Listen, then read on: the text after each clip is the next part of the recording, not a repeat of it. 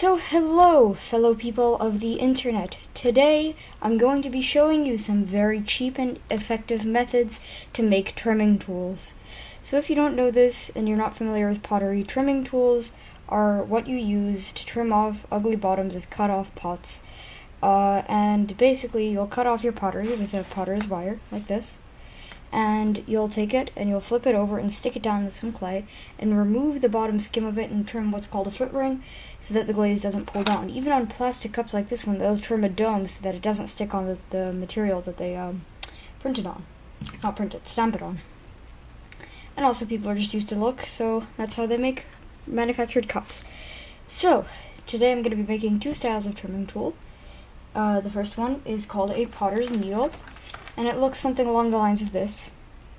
This is a commercially available potter's needle. It's basically just a needle stuck in a piece of wood. This one has some other stuff in the other end.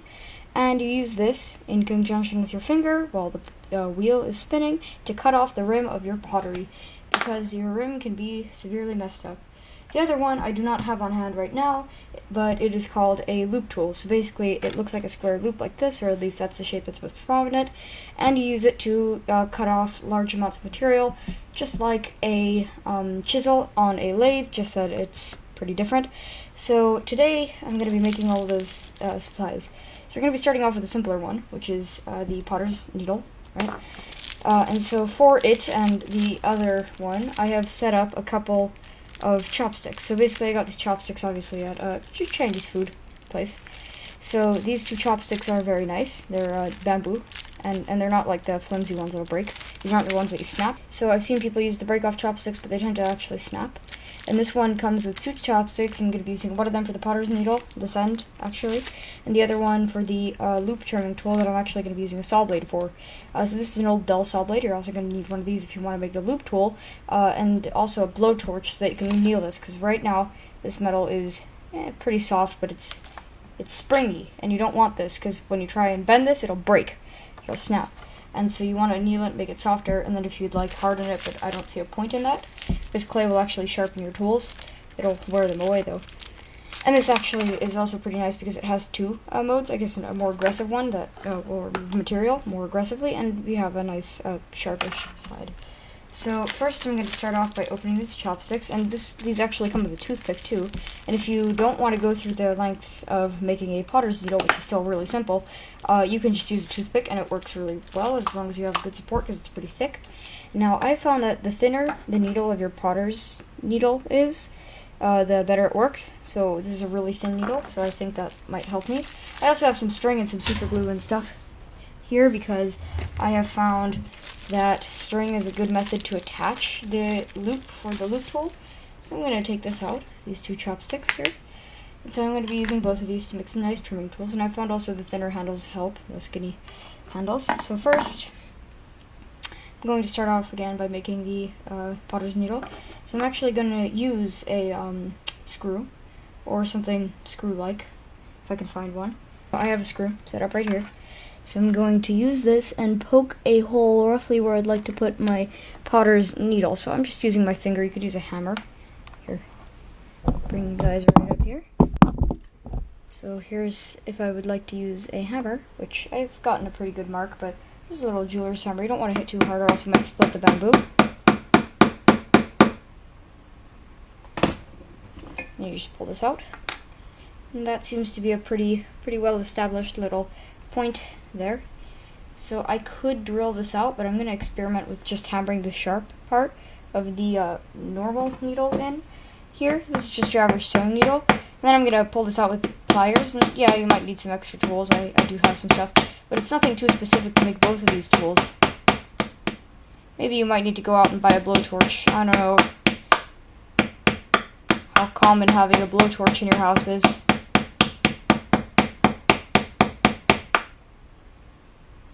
That doesn't seem to really want to go down in there, which is okay. That's the reason I brought out a drill bit, but this drill bit seems to be a little bit too big. So I'm going to maybe even use a different potter's needle, and you could just use a center punch for this. It should work just as well. And I'm going to go and, after punching that in, I can, I think, pretty easily stick down my needle. So this is splitting my wood a little bit, but I'm going to be wrapping it. Found softer bamboo or softer woods. I don't know if they only strictly use bamboo for these, to actually break pretty easily, like under just like the normal forces of pottery. So I'm just gonna end up hammering this back in. I'll take you over here. So this doesn't seem to really want to go in. That's fine. I'm just gonna keep hammering at it. Maybe a different method of hammering might help.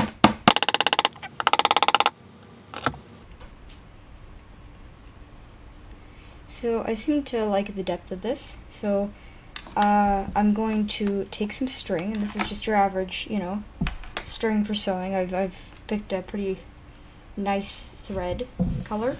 This is actually quilting thread, so it's just a little bit thicker than normal. Okay, I'm just gonna use this end here. I'm just gonna open it, and I'm gonna use I'm gonna actually use this toothpick that I got from the thing to apply just a little bit of super glue. It doesn't actually need to be all too much, because if you use too much super glue, then you're going to end up sticking your fingers down. And so I'm just going to apply a little tiny bit of super glue on there. Again, doesn't need to be a lot. Just needs to be enough so that you can stick down your first wrap, I'm going to say, of string. So I'm actually going to grab my string here. I'm going to put it down and wait a good amount of time until this ends up setting. Might even wrap a couple.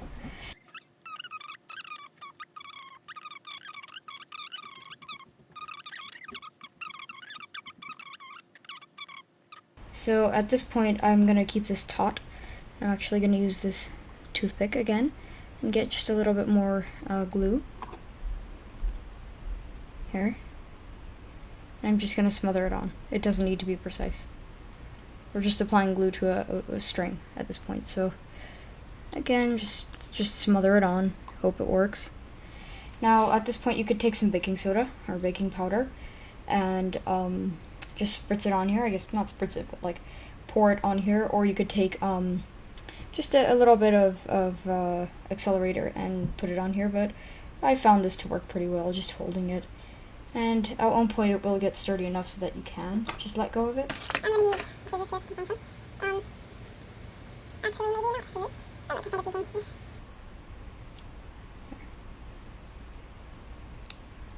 Here, so I've now sliced this off, and we're just going to wait for this to cure. And this is a pretty nice potter's needle. So to hold this, I might actually put it in a little vise here, because I'm not keen on holding that until that dries. So next we're going to move on to the potter's loop tool, which is really useful also. So for this one you're going to need just a little bit more supplies. I'm going to grab the saw blade and a blowtorch. That's going to be very nice to have. Maybe a little bit of super glue and same string. But there's one supply that I haven't gotten that you're definitely going to need for this. So I've gotten the supply, and this magic secret supply is called a file. 99.9% of you should know what a file is. And for that small percentage that doesn't, this is like a nail file. This is basically just a gripply thing that literally removes material. So I'm just going to sit here and file out 2 semi-evenly spaced slots. So I'm going to do this for this blade to basically sit in, so I might even go a little bit higher here.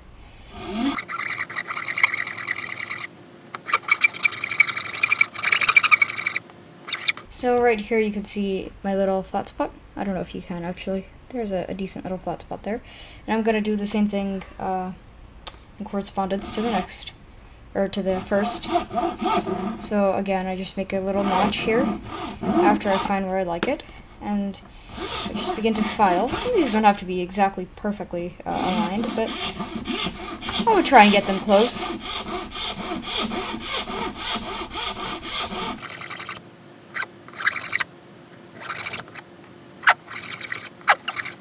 So basically now, I don't know if you can see this, but I have 2 shoulders. That's what they're called here. And I have a nice flat spot on both sides. So if you can see right here, this is where this blade is going to go. So maybe should have chosen some thicker chopsticks for this, but I think these might work. So I'm going to go anneal this, and by anneal I mean just heat it up with a blowtorch until it's a certain temperature, just about red. And then after I've done that, I'm just going to let it gradually cool, and when it's gradually cooled, the metal should be much softer and pliable, and that's why I'm going to be using my pliers, which are over here in the show notes, to bend it. So I am back, and I have annealed this. So right now if I go at the edge, I can literally bend it without an issue, which I couldn't do last time. So I'm just going to cut this off like normal.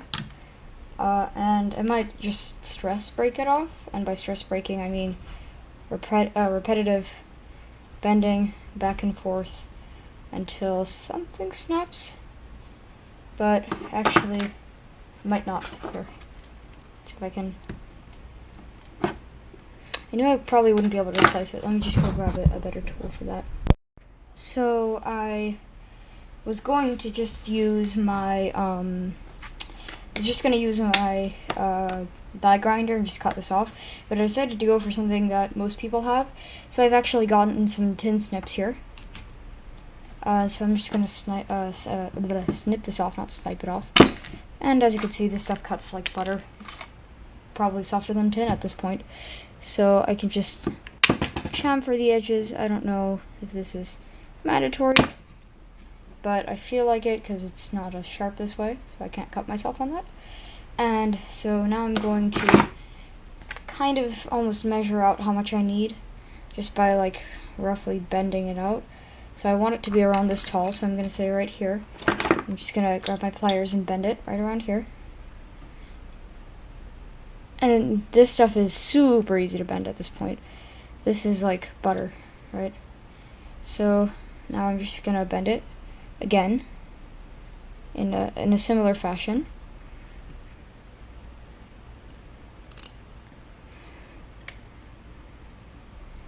And I'm just going to slice it off again. So I'm going to put these together like so, and I'm just going to mark, and I'm going to cut it off again. So yeah, that side got a little bit hard, or stayed a little bit harder because it couldn't heat it up. I heated it up on my anvil because I couldn't find any like cinder blocks or anything to heat it up on, and because this blade was curled, it didn't really heat evenly. And yeah, I should mention about the blade.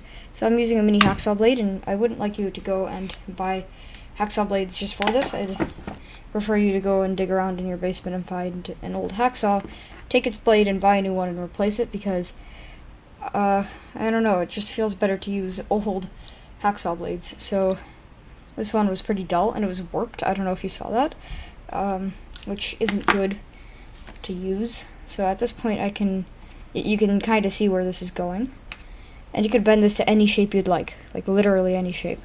So I'm going to apply some super glue as always, but before that, this time I'm actually going to drill a hole right here. So because of that, I've gotten my drill ready, as you can see right here. Oops, that was the wrong way.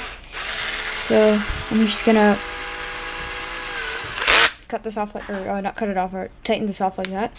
I'm just going to find a nice point that I like here. Oh, didn't grab my drill bit just right. With small drill bits, it's actually pretty nice to start out with a fully closed chuck, and then slowly and gradually open the chuck so you don't get the drill bit stuck between two jaws. But either way, I'm just going to continue drilling. And you're probably sitting here confused, like, why is he drilling a hole in a chopstick?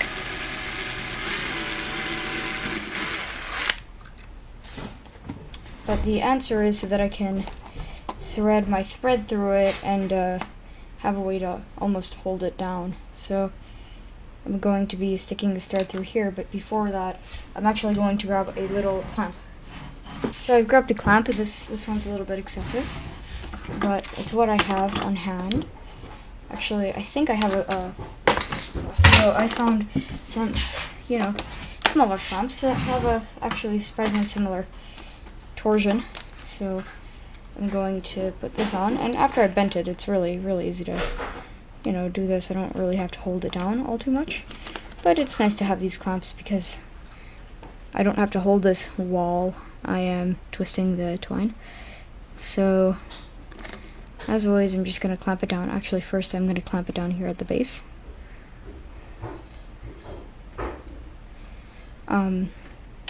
And then I'm going to grab this toothpick here, and I dropped it in, oops. And then I'm going to apply some super glue on both halves here. As you can see, this seems to work pretty well. And then I'm going to clamp it down here. Might actually need to use the large clamp here, in this case. So yeah, I'm just going to clamp this down.